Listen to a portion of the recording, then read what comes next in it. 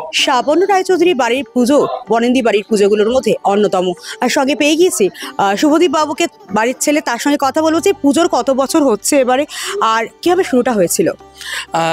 আমি শ্রাবণ রায়চৌধুরী পরিবারের 36তম বংশধর এবং আমাদের পুজো এবছর 416 বছরের দুর্গাপুজো। পুজো শুরু হয়েছিল 1610 সাল থেকে। লক্ষ্মীকান্ত রায়চৌধুরী বরিশার গ্রামে, তখন বরিশার গ্রামে একটি 8 চালার চণ্ডী মণ্ডপ নির্মাণ করে দুর্গাপুজো শুরু করেছিলেন। সেই প্রথা মেনে আজও আমাদের পরিবারে আমরা 22,000 পরিবার সদস্য আমরা জগত্তারিণী দুর্গার আরাধনা করি। আমাদের বর্তমানে 8খানা দুর্গাপুজো হয়।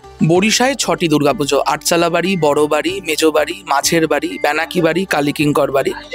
আর 2টি দুর্গাপুজো হয়, একটি হচ্ছে বিরাটি রায়চৌধুরী বাড়ি এবং নিমতা পাঠানপুর বাড়ি। আর অনেক তো বনেদি বাড়ি মানে যে রিচুয়ালস প্রচুর থাকে, তো এরকম বিশেষ কোনো প্রথা রয়েছে এখন?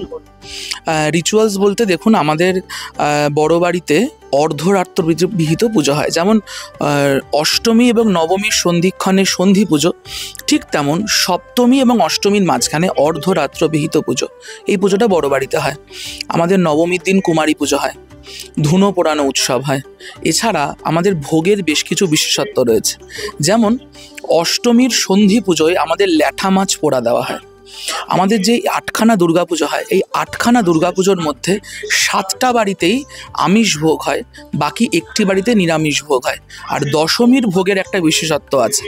দেখুন, মা দুর্গা আমাদের বাড়ির মেয়ে, মা চলে যাচ্ছেন কৈলাসে, যেন ঠান্ডাভাবে যেতে পারেন, তাই পান্তা ভাত, ইলিশ মাছের মাথা দিয়ে কচুর শাক, খেসারির ডাল, চালতার চাটনি এবং অবশ্যই একটি পান মুখে দিয়ে মা কৈলাসে যাচ্ছেন বাবার কাছে।